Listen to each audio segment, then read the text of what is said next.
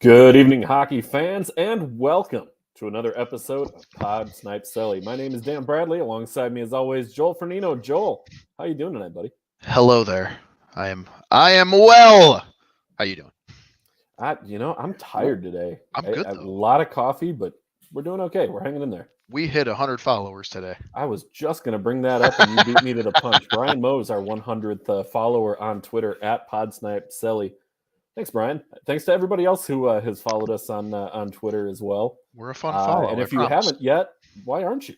Yeah. That's, I think, a perfectly valid question. Yeah, we're fun, at least when I'm running the account. Anywho. You asshole.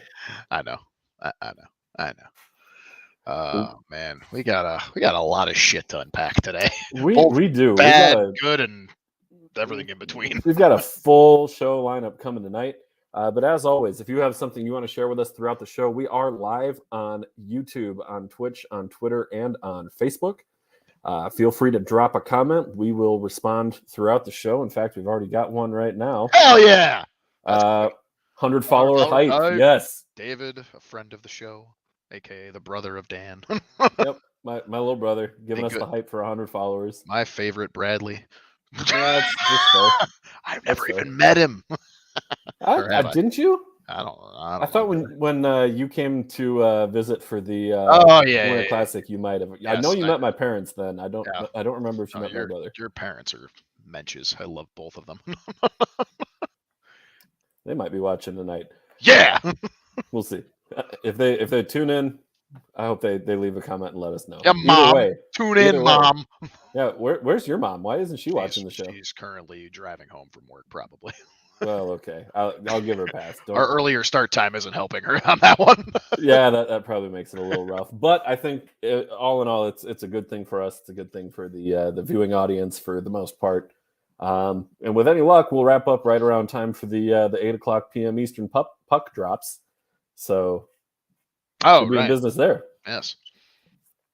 Well, first order of business tonight. I think we really there's not a good way to dance around this subject. How do we phrase it? The conflict in the conflict in the Ukraine, the extremely unnecessary, unprovoked, and just utter fucking stupid conflict that is going on in the Ukraine. Yes, the F-bomb needed to come out for that one. It probably did. I mean, we're at a point where internationally we are seeing a lot of pressure on Russian athletes, on Russian federations of athletes, and the organizations involved. We saw FIFA move the Champions League final out of St. Petersburg. We saw a banning of the Russian team from competing in the World Cup. We've seen the IIHF ban Russia and Belarus from international play. They moved 2023 World Juniors out of Russia and are looking for another place to host World Juniors. And lately there has been a push for the NHL to prohibit Russian players. And Joel, I want your thoughts specifically to the NHL and Russian players. Yeah, I mean, obviously, it goes without saying, everything that's been happening, it's sent a ripple effect and a lot of aftershock around, like you said, the sports world and just the world in general. I mean, if you haven't heard about this, well, I don't really know what you're doing. I'm pretty sure people in Antarctica know about this. Anyway, it's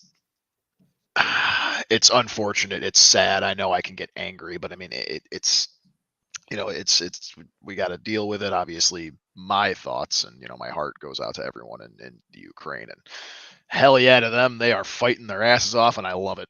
I heard this one today that the Winnipeg Jets played the Ukrainian national anthem before their game the other night. Hell yeah, the support that's been going on, not just obviously in Ukraine, of course, but like all around the world, and definitely, I mean, here in the United States in general. Like Chicago has a town called Ukrainian Village.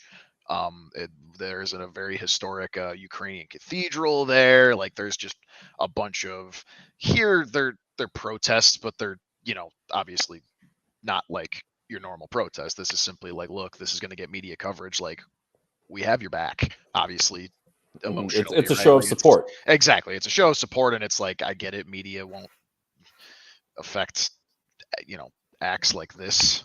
But it's still, it's It powerful. can to Powerful. a degree. It can put some pressure on, but I Yeah. think it's a small part of what needs to be, and so far to a degree has been a pretty substantial push of pressure on If Russia any, to call off the conflict. yeah, if any large medium or a small platform can even like if anyone in Ukraine can see all of this support on the large, medium, and small platforms, like if that gives them at least a tiny bit of just good, warm, fuzzy feeling, like cool, I love it.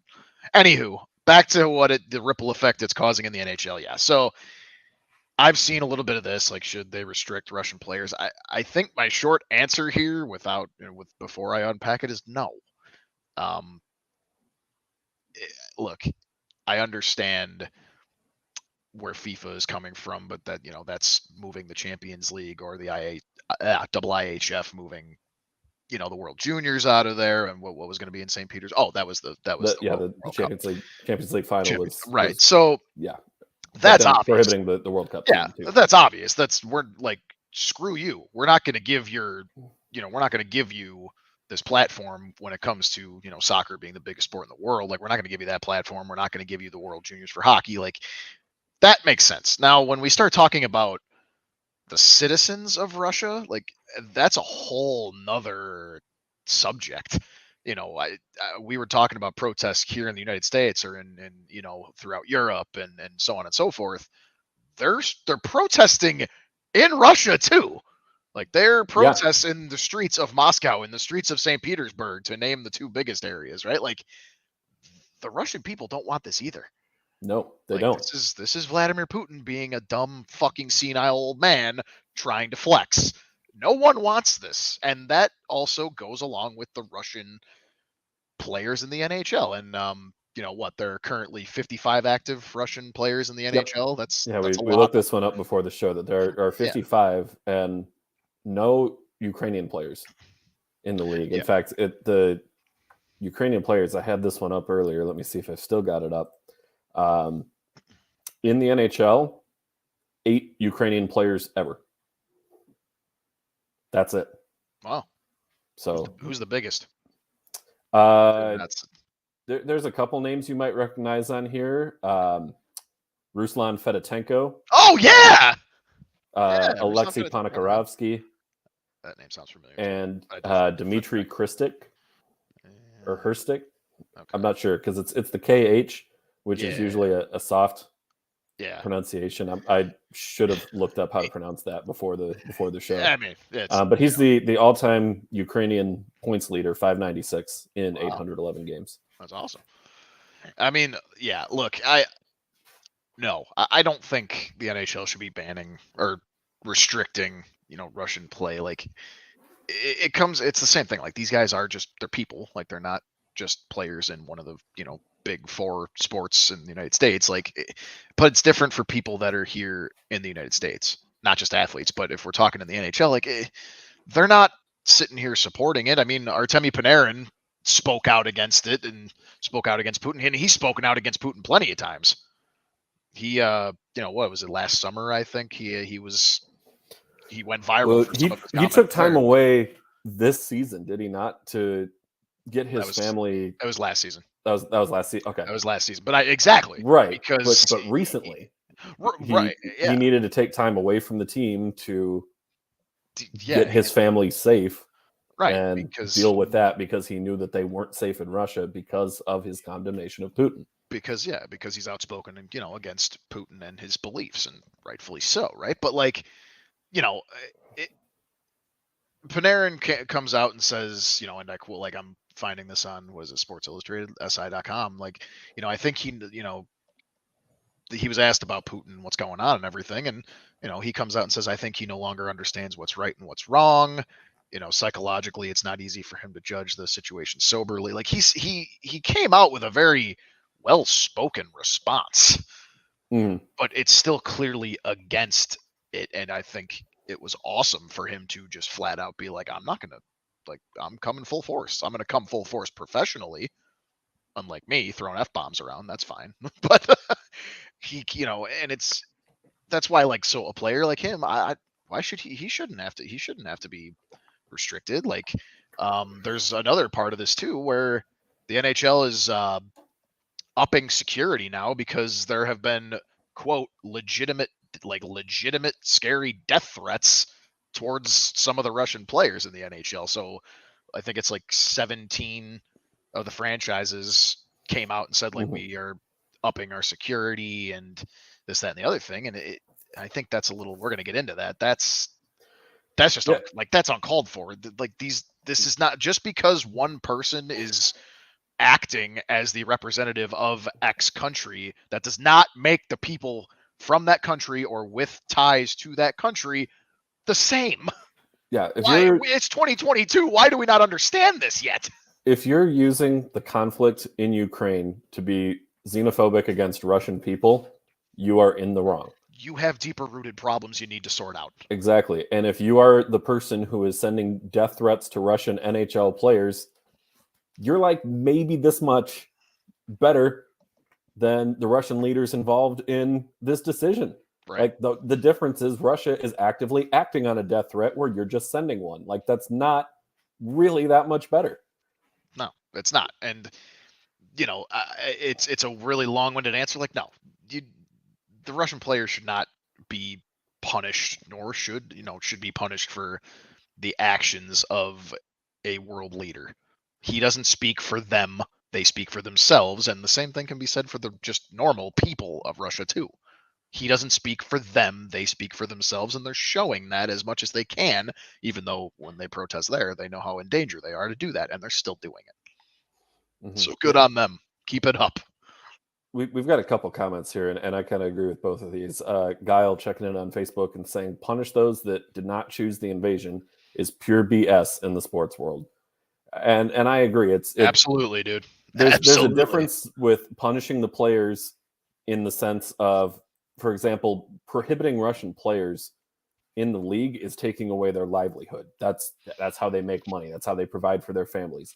Things like the Olympics, things like the World Cup, things like the Champions League, where yes, you can make some money for your performances in those events, but it's not the same day-to-day livelihood that you're making with your full-time job as an NHLer, with your job, playing professional soccer in Europe.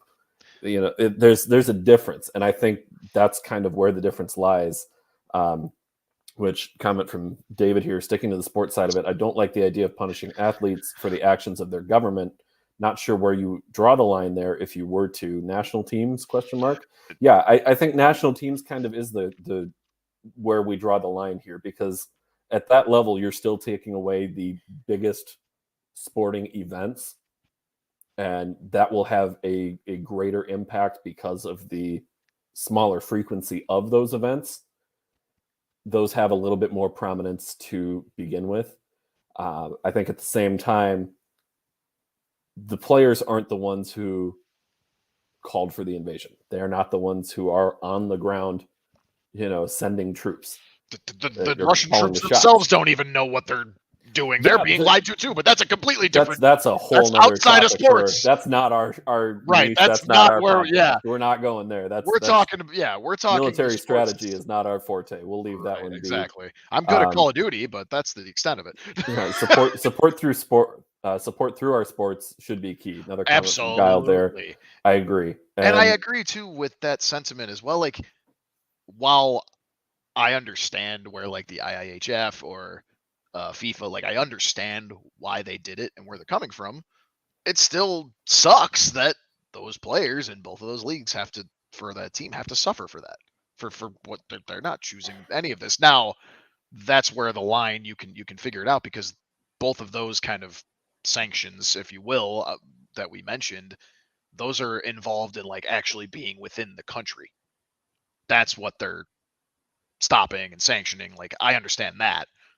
When you come here and you're talking about banning Russian players who are all United States citizens, like, it's a totally different country. Like, it's a completely different wall. You are completely on the other side here. Like, you're not involved even more so than the people that are there, right? Like it's I don't like it. You should not be threatening. Like we should not think. I don't think any differently of any Russian player or Russian person person of Russian descent. Like it's not on you. Like it's again.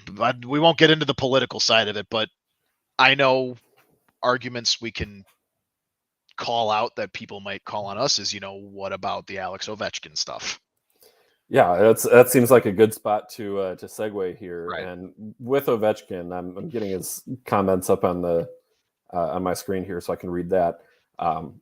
He said, "It's a hard." This is a direct quote. It's a hard situation. I have a lot of friends in Russia and Ukraine, and it's hard to see the war. He told reporters on Friday. Quote, "I hope soon it's going to be over, and there's going to be peace in the whole world."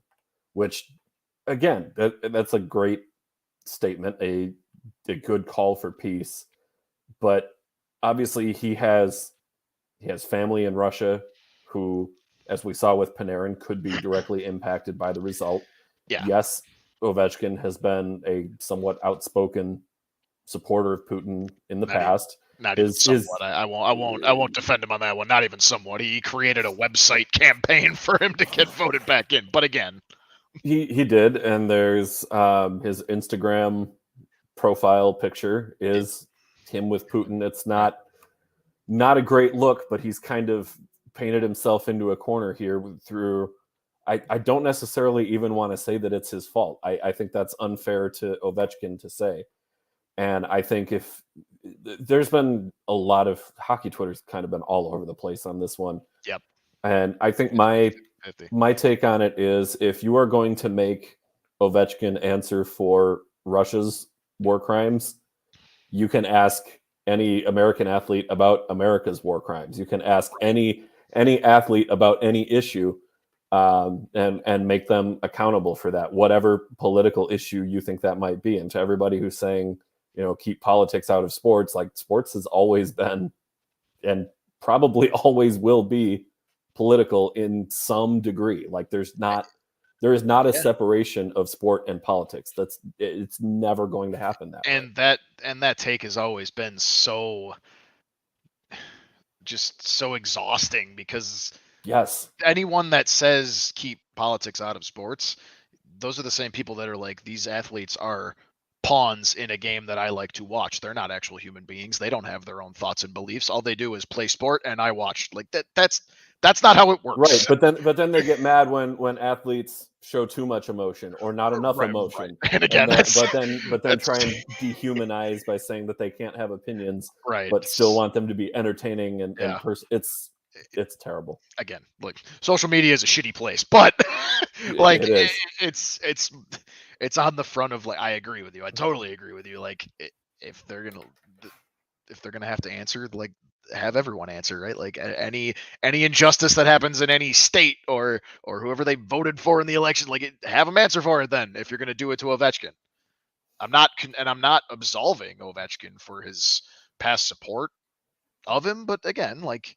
you can support someone and then have all of a sudden this 180 thrown at you, like, oh, I wasn't expecting that one. Okay, I'm going to have to rethink some things. And that's what he's saying, but he's not outspoken about it in general. Like, he doesn't have to sit there and give you this giant, like, 500 paragraph novel of an answer and, write a report out for you too. Like, he's got other things to deal with. Yeah. My favorite quote from Well, I shouldn't say it's my favorite quote, but one of my favorite quotes from Letterkenny. Two things for damn sure, and that's that life is a highway and Twitter is a cult.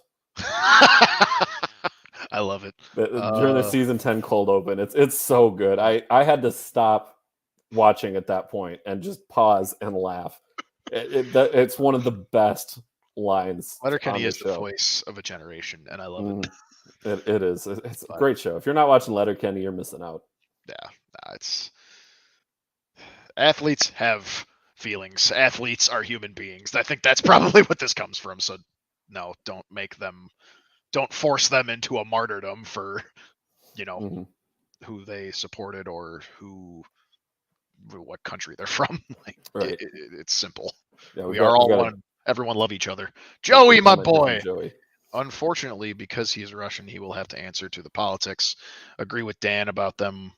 Why don't U.S. athletes answer to what happened at the Capitol last year? Totally, I agree with that. Fair question. His past is his past. He has spoken out now, and you can't fault him. No, exactly, and I totally agree with that. Like, and that's kind of what I was getting at too. Like, if any athlete in any of the 4 major sports here in the United States wanted to and did, and I know some of them did, but if they wanted to speak out about what happened at the Capitol last year, before Trump got out of office, like, speak out about it, please. That's your call as the athlete to, if you want to voice your opinions, you have that platform, go for it. If you don't want to, you don't have to.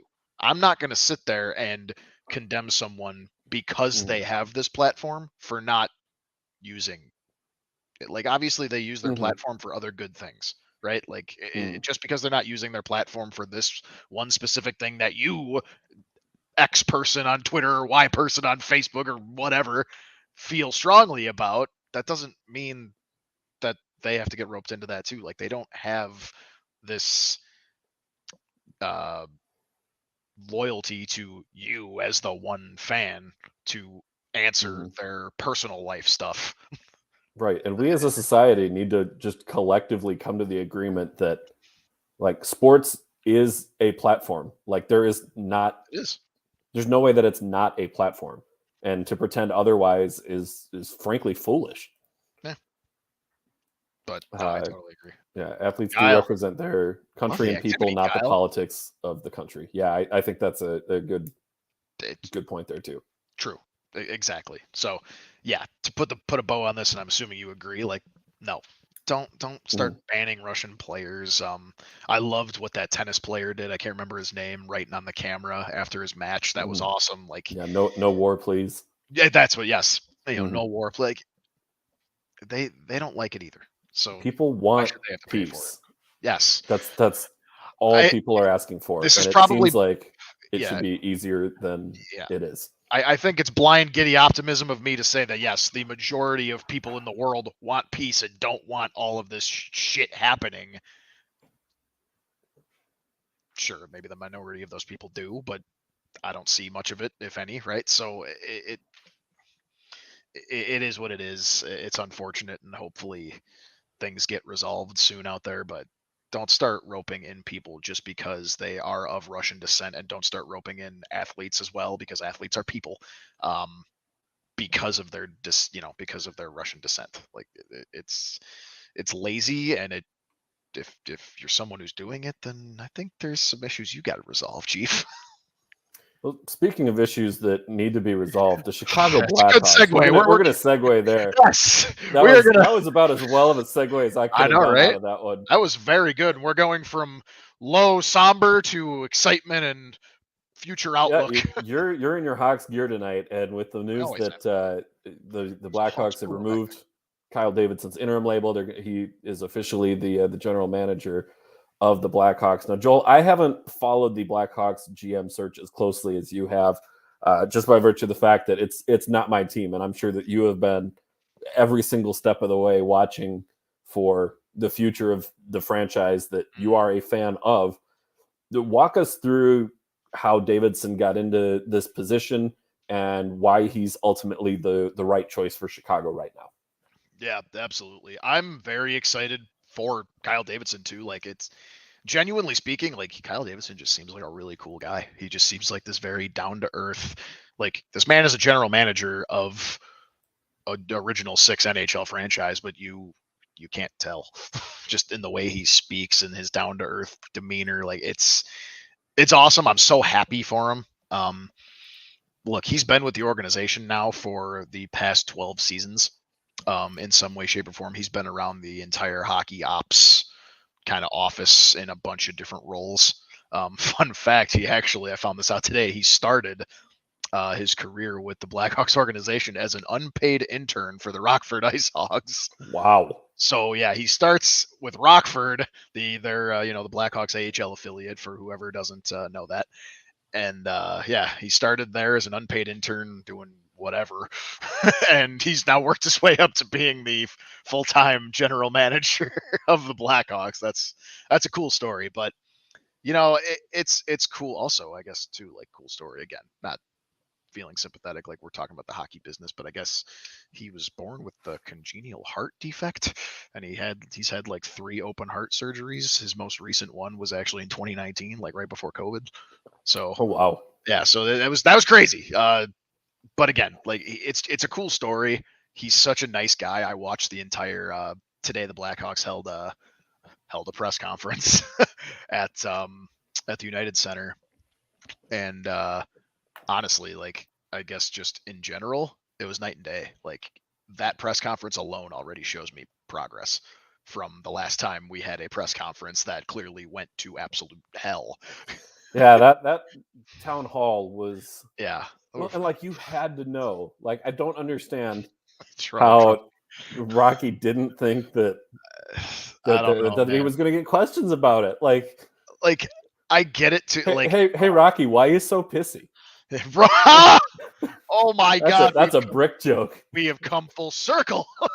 That is a brick joke from our show. What was that, like 4 or 5 weeks ago, at least? More than that, I think. But and exactly, and the cool thing was today, like Rocky said one thing today. There was a roughly 40-minute press conference. Obviously, most of it was introducing Kyle, letting him kind of intro himself and tell his story that I just told you and stuff. But when the questions started coming from all the extremely respected, journalists, including Lazarus and Phil Thompson were both there, very active. Rocky answered one question, answered it well, and then he shut up. Like that was it. Like this is Danny's organization now, and It needs to be. It needs to be, and it is. Today showed me, and the decision on the hire too. Like there's a bunch of different small things I can get into. It is Danny's organization. Danny Wirtz, the son of Rocky.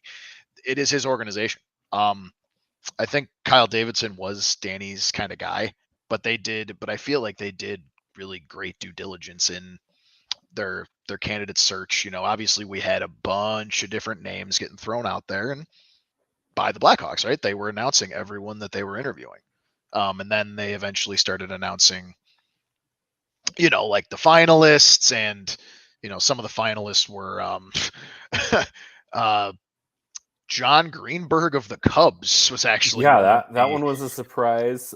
Hearing Peter Chiarelli's name thrown in the mix. Oh boy, I wanted that chaos. I so badly wanted that chaos. What is wrong with you? Okay, like his trade history is it's just legendary. I mean, he had the 1-for-1 the Adam Larson for Taylor Hall. Like that was yeah. Oh, I know. But also there was what's his name? He did also. You can be thankful for this because while he was the GM with the Oilers, Jason Garrison and Drake Caggiula for Brandon Manning and Robin Norrell. That seems like a win for the Blackhawks. Looking at that one at face value. So I guess he's already made one good trade for Chicago. It could have been, we could have had more. Look, Peter Chiarelli is not the GM, so we're just going to never say his name again. He's also just a very polarizing figure that we don't need that here anymore. I just so badly wanted that chaos. Like I'm happy that here's the thing: the Hawks have someone now who is going to make them like. This is going to sound bad. I'm a Wild fan. I hate the Hawks, but I want the Hawks to be competitive. Like I want it to be good hockey. And lately, respectfully, it hasn't really been good hockey for the Hawks. And I think you'll back that up. No, like, absolutely. I want to see our teams be competitive against each other. And when a rivalry is one-sided in any sport, it sucks. Not fun. Right, exactly. So like, and that's the thing, like there have been some people saying like, well, how is, and this question was asked during the press conference, and it was like, how, if you were here during Bowman's tenure, like how are you going to be different? And his outlook is just so, and this is going to be a take, just not just sports hot take. I love this take, and I'm going to die on this hill. He's young. We need to normalize younger people running these organizations. Get these old geezers out of the organizations. That's not just Hockey is sports. kind of I mean that for everything. Business. Hockey in a lot of ways Presidents, is an old boys club. presidents, It- I get it. yeah. But I think we need to, and this is in general, we'd start normalizing the younger generation starting to take things over and offer fresh new perspectives. Now that's head of the organizations. I actually have a completely opposite take on head coaches, but that's different. Really? I actually think the older, not like decrepitly old, but like I think a head coach needs to be probably like 50, maybe 45 plus. So what would you say to Sean McVay and Zach Taylor, trust the me, youngest coaches that just took their team to the Super Bowl? There are absolutely outliers, and I'm not going to fight against that, obviously. And also, I didn't mean the NFL. I meant hockey specifically. In hockey specifically, most of the time you see those coaches that are like, I'll say 40 plus or 42, 43 plus that are having the most success throughout their tenure as the coach of, whatever team. And sure, that's probably me being very jaded and PTSD of Jeremy Colleton, but I just don't think you can, unless you are, well, and this is the NFL, I'm talking the NHL, but if you're a Sean McVay where you can earn the respect of half of your roster who's older than you or just as old as you, like, good on you, awesome. But in hockey, like Jeremy Colleton was working with players like a Duncan Keith or a Brent Seabrook, to be specific, who were older than him by a solid few years. And it's like, how are you gonna, like, these dudes just led their teams to 3 Stanley Cups. How are you gonna, what can you do to earn their respect? And he never did. But anyway, Davidson is awesome. I think, obviously they were talking to one of the other finalists who was I think Matthew Darsh, or I think I'm saying that right, from Tampa Bay. He's from their he's their what is he again? I think he's their head of like scouting or. Well, you're looking that up. I'm going to read a comment from Joey here. Oh, go ahead. Why not move on completely from all the ties to 2010? I get he was in no way involved, but he was there. Secondly, it doesn't seem like Eddie O, Hossa, and Sharp had a lot of input. Overall, I don't mind, and I'm excited. Just thoughts. Some good stuff there. And Joel, I'm going to let you handle the first part. I want to touch on the second one there. Yeah, so I agree. I do think Hossa, Sharp, and Eddie may not have had a say, but I know that their opinions were very valued in the search. And it sounds like when they were doing these interviews in the final round interviews, like that amazing panel of, players plus, players, kind of uncovered even more of why Kyle Davidson was the right move. That's how it sounded. And I think, I don't know. I don't have I don't know Kyle Davidson. I until today, like I don't know him. I don't know too much what he's about. I don't know if he's going to be the savior and lead us to another 3 cups in 6 years or 4 cups in 7 years or whatever. Like, I don't know if he's going to lead us to that. But what I can say is, like, based on just him alone, his personality, his outlooks, the answers he was giving, the kind of forward-looking approach he has, not just to the on-ice product, but the off-ice product too. I don't know. He provides me with a lot of hope and optimism. And I think, truth be told, I honestly disagree. I do think, they didn't have an official say, right? Like, I don't think if Hossa or Sharp or Eddie were going to come in and be like, no, don't hire this guy, I don't think that was going to be the final word.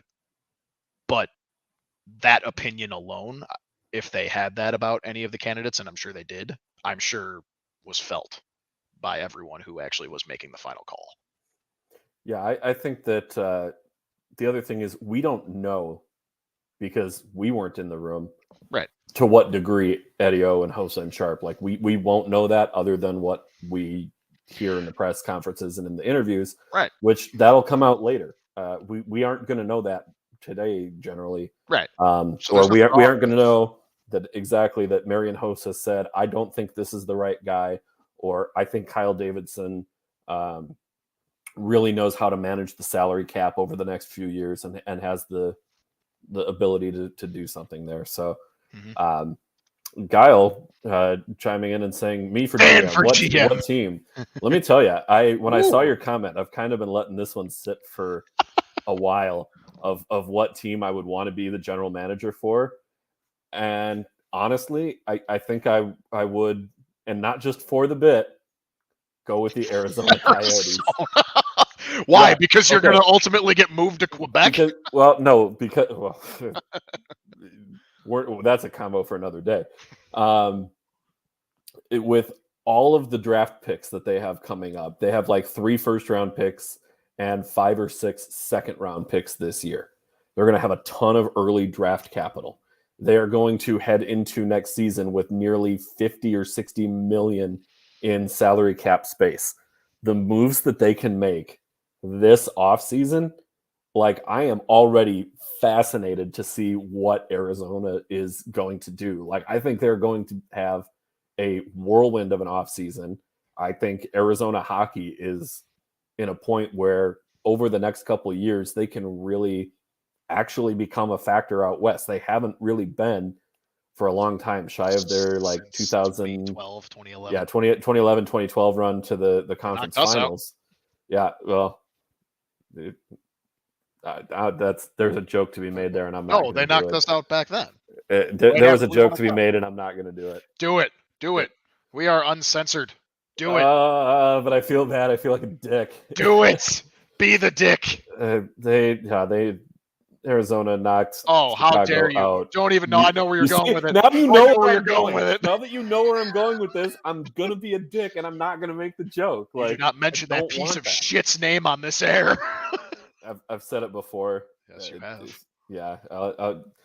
If you know, you know. We'll leave it at that.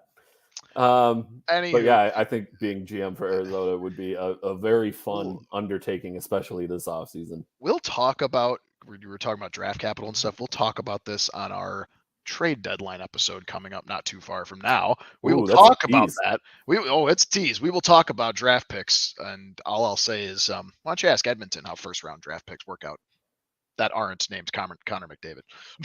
I mean, we could also ask Boston how first round draft picks work out. Yeah, exactly. Anyway, we'll talk that, but ultimately to like put a bow, like I'm excited about Davidson. I just think he seems just like a really good guy in general, and I think that's awesome. Like, I think that needs to be more prominent in, head honchos in all these professional organizations. I think he's bringing a fresh outlook. He wasn't afraid to use the word rebuild. He wasn't pulling a Stan Bowman of, retool on the fly. And there was a quote today that Davidson mentioned that and I think Joey will agree with me as a fellow Hawks fan, it resonated with me. And it basically all but hung Bowman out to dry and very much indicted him very secretively, but I picked up on it. And it was simply this, that he, some people get, some GMs get impatient. When you have success and they decide to get impatient and start making some moves that are not good in the long term. Davidson knows not to do that. Davidson's been with the organization for 2 Stanley Cups, 2013 and 15. He saw what Bowman did right, and he also saw and is now dealing with directly what Bowman did wrong. So I think that's why the outlook is good. And not to mention, he, again, to your point too earlier, we'll find out more of this stuff, more, deeper insight on how the interviews went and maybe what questions were asked, who liked who versus who liked, the other candidates. But right now, there is no reason for us to not take them at their word. Like you said, we're not in the room. So what proof and what grounds do we have to stand on to not take Danny or Kyle or Hossa, Eddie, Sharp, anyone else at their word, right? And I think that stood true today. He spoke genuinely. Davidson spoke confidently. He even mentioned, like, look, we're looking at a rebuild more than a retool. He mentioned through the time frame of 3 to 5 years, not hard, but that was brought up. So he knows, and he's being transparent. as opposed to sitting there trying to be like, well, hold on, let's look into next year and let's go sign Seth Jones for 9 years at $9 million. Like he's not doing that, and he's being transparent. Not to mention, obviously, Taves and Kane are the big talk still, right? It's going to have to depend on, are they going to want to be around for a rebuild? And he mentioned he plans on, what was the quote? Jonathan and Patrick are extremely important pieces to the organization, obviously. And they're going to be brought into the loop about the future of the organization. There won't be any surprises on their end on what they plan on doing. So the two franchise legends are going to be in the loop as well, along with those three legends that were in on the GM search too, right? So I don't know, man. Also he mentioned too, like, now that his big question was like coaching, right? And he talked about how, like, look, Derek King has done a good job. He started out pretty well. He's going to get a firsthand interview and shot at being the long-term head coach, just like Kyle was given a firsthand interview and shot at the GM job too, right? Like, to me, a big thing is leave no stone unturned. And I don't know, man. I'm optimistic, but I know we're going to be in for a little bit of a brutal couple of years coming up here, especially with the word rebuild getting thrown around. But it's needed, It's going to get worse before it gets better, and I think that's the knowledge that it's going to at some point get better. Yeah, has to be the beacon for Chicago, knowing that it's going to get better. But you knew, coming off of that 3 cups in 6 years, there was going to be a drop off, and it was going to be pretty steep and pronounced. Like, you knew it was coming. And if it meant if it meant 3 cups in 6 years, would I do this again and feel this pain as a fan? Absolutely, I would. Yep. The hardest thing, the only thing harder than winning a championship is repeating as a champion, especially in the salary cap era. That's really the long and short of it. Thank you, Dale Talon. We got a question from David here. Any updates on McDavid injury? I heard he got a hockey stick to the face. He lost I didn't hear that, but I did just check the injury report, and he's not listed on there, so he's fine. He's a hockey player. Yeah, he was totally fine. He did lose a tooth, though. It was actually interesting to see McDavid with that stereotypical hockey smile for a minute on the bench. But yeah, McDavid's the superstar face of the league, but hey, man, he's a hockey player. He can take it. All right, let's move into Wednesday night picks. Joel, you had a monster week last week, 5-0 on the scoreboard, and me choosing to be different, that really blew up in my face and backfired. So here are the standings on the season. Joel, 29-18, coming on strong in the second half of the year. I want to shout out Sharp Rank too. Yeah, you're moving up that board. I am currently second on their NHL leaderboard and 9th on their overall leaderboard. There you go. I have fallen off, much like the Edmonton Oilers as the season has continued. Got off to a really strong start, and things are just going the wrong direction here. The good news is I don't have Chiarelli making my decisions, so there is that. But just trade Adam Larson for Taylor Hall, dude. That's easy. Just the trade was 1-for-1.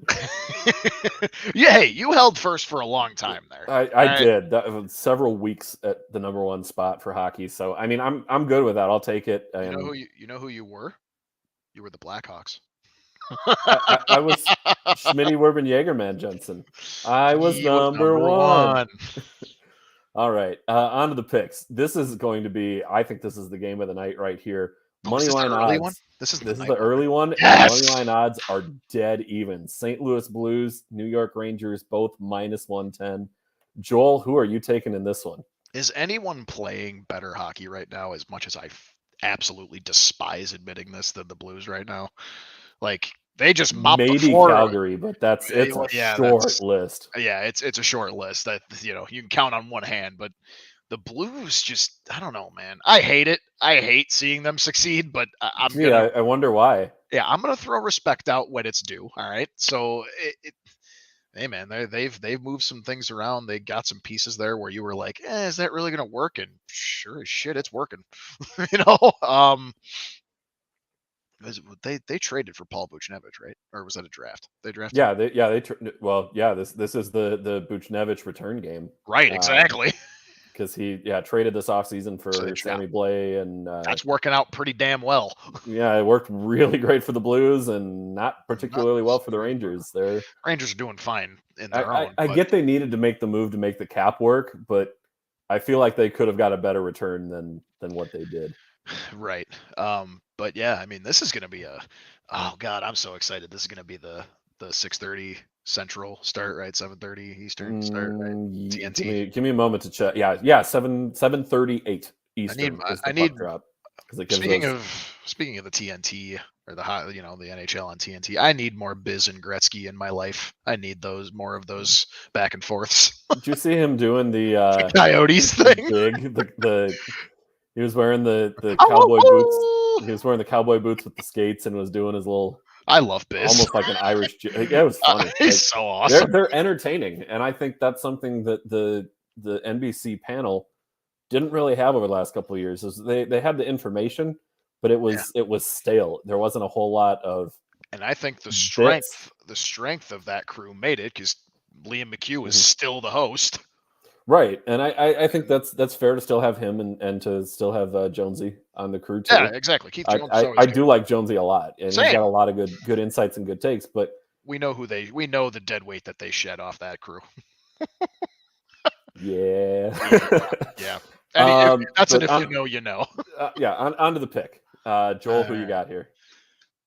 Oh man, it's been hard for me to bet against the Rangers just because every time we actually haven't had the Rangers that many times on the Wednesday picks somehow. But every time I've picked them, they've done well. But Rangers are coming off 2 games in a row, and oh my God, okay, they're basically 500 over their last 10. They've kind of fallen off. They fell down to 3rd in the Metro. Yeah, they were kind of cruising right along there, and I don't think it's anything more than just your typical like late February, early March kind of hiccup. Like the Wild are going through that right now. Injury list isn't too bad for the Rangers, but every team goes through a slump at some point in the season. I feel like the Rangers are in theirs. Yeah, I mean, and we're just doing money line on this one. I'm going with the Blues. I hate that, but I got to go with the Blues. They are currently one of the hottest teams right now in the league. They don't exactly pulverize their opponents, so they pulverized us on Sunday, but they don't. That's us. They don't exactly destroy their opponents, kind of like how Calgary had been doing on their streak, how Colorado has been doing all year. But they find ways to win, and they are as deep as it gets, I think. So I got to go on this one. What was it that burned me last week on picks? What do you mean? Is making picks just to be different. Oh yeah, well that really screwed you. And what lesson did I absolutely not learn? I'm taking the Rangers. When in doubt, go with the home team. It's not a bad pick. Close, but it's certainly not a bad pick. I just think when in doubt, go with the home team. And you know what can help you win? Here. You know what can help you win and knock off a hot team like the Blues? The current Vezina frontrunner in Igor Shesterkin. Yes. So I don't think it's a bad pick at all. I hope you're wrong. But next game, Buffalo Sabres plus 1.5 goals, plus 145 at the Maple Leafs, minus 1.5 goals at minus 165. Joel, is there any betting value on Buffalo plus 1.5 at plus 140? They're plus money on the puck line. Like that doesn't happen very often. Right. And actually, is there value in betting the Sabres on the puck line? Absolutely. Do you know why? Because the Maple Leafs. Because it's the Maple Leafs. Yeah, because it's the freaking Maple Leafs, and they don't win against teams they should win against handily. This is honestly, it's kind of a trap game for the Maple Leafs here. It could be. It's like what? And not to mention, like, you know how what have I said that actually has worked in my picks when I'm like last week I said it about 2 teams, and sure enough I was right. They're feeling themselves right now, so they're going to come out strong and they're going to get the dub. The Maple Leafs are on a 3-game winning streak right now. Here's the difference. When I say that about teams, usually it's worked. The Maple Leafs have proven that exact claim false all year long. Oh, the Maple Leafs are on a 3-game win streak, 4-game win streak, 5-game win streak against the Coyotes. That's an easy win on the money line. Oh, they got beat 5-1. Oh boy. Like it's ridiculous. I don't understand. Now, with all that said, it still is Buffalo. It is. I mean, oh my God, they're rocking a hefty 6-game losing skid right now, which is why that's a trap. 3-game win streak Maple Leafs versus 6-game lose streak Buffalo. Oh my streak God. comes to an end. A 3-game winning streak, does that come to an end? Does the 6-game losing streak get extended? I feel like this is a trap for me. Oh my God! Look, I can't go 5-0. We're only doing 4 games this week. Yep. I can't go undefeated. Or I can't go perfect 2 weeks in a row. So I'm just gonna play it safe, and I'm gonna say the Maple Leafs will do what they should do, and pummel the Sabres by, You are a gutless coward. You're right, and you're going to do exactly the same thing that I'm going to do because I'm taking the Leafs too. Third game, the Los Angeles Kings, the red-hot Los Angeles Kings, at the Dallas Stars. In the Pacific Division, Los Angeles Kings. Yeah, where did that come from? Out of nowhere, the Kings putting together a nice little winning streak, 7-2-1 in their last 10 games. They are coming off a 7-0 loss to the Boston Bruins. And that was one that you and I had both taken. The Kings, they were underdogs on that game despite that win streak. They don't have goaltending. They can score. They don't have goaltending. Mm-hmm. Well, and then in that game, they decided to not show up with either. No goaltending and no goals. So. Exactly. Do the Kings turn it around and start a new win streak tomorrow night? Or do the Dallas Stars play spoiler with their second win in a row? Dallas 6-3-1 in their last 10. Not necessarily a team that you can sleep on either. The Stars have been that one of maybe very few teams where it's like, even when, man, it's kind of like, look, they're sneaky good, even though their spot in the Central doesn't show it. But that's because the Central is so stacked. Look, they're 6-3-1 in their last 10, coming off a win. Man, it's a tough one. It really is.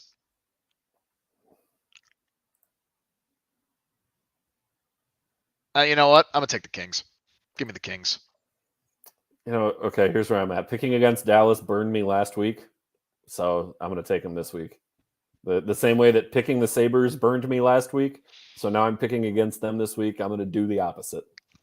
It's fair. Try and mess around. That one could go either way. And then our final game of the night. This one, we're back to the puck line and having to try and make a puck line prediction. Nashville Predators -1.5 at +145. At the Seattle Kraken +1.5 goals at -165. Joel, how you feel? Nashville was one of the hottest teams, and they've since fallen off. They're 4-5-1 in their last 10, coming off a loss to, who did they play last? I gotta check on that. They're coming off a loss to, I thought it was a fair loss from what I remember. Let me see. They last played.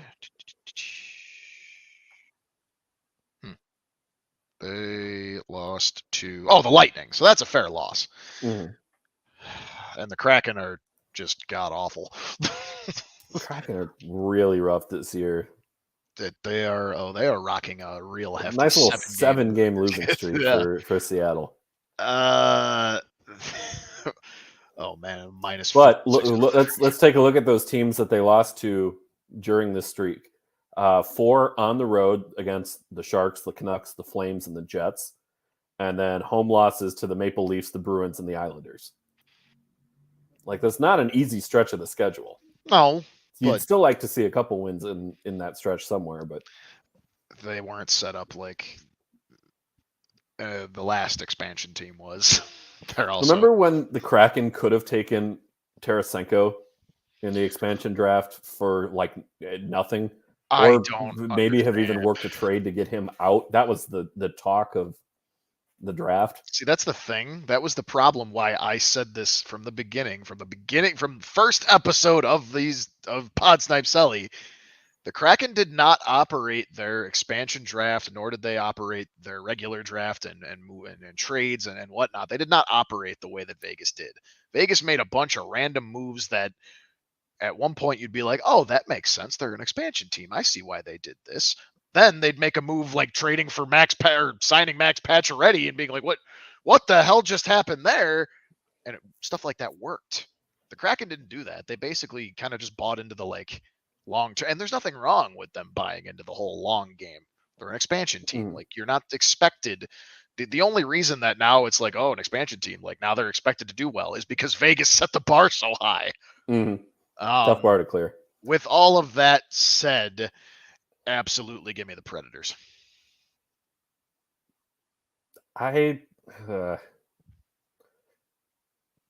Kraken clearly the underdog in this game. And I do like a home dog. Dogs. That's true. But I don't know that I can take the Kraken as a home dog right now. I get I'm spotting them a 1.5. Problem is, too, I feel like Nashville's just better.